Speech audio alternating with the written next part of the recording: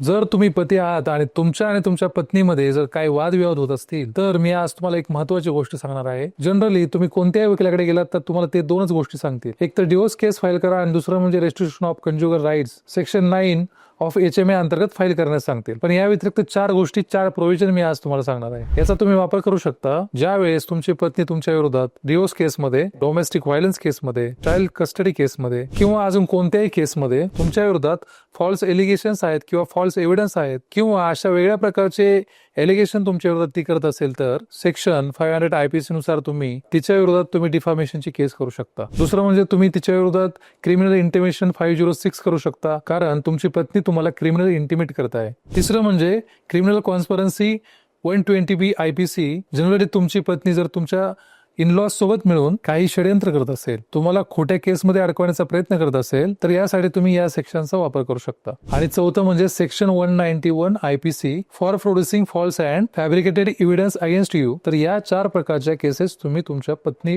विरोधात करू शकता. तर कशी वाटली माहिती तुम्हाला? असेच कायदेविषयक माहिती जाणून घेण्यासाठी माझा इन्स्टा कायदा करून हे पेज फॉलो करा, लाईक करा, सबस्क्राईब करा.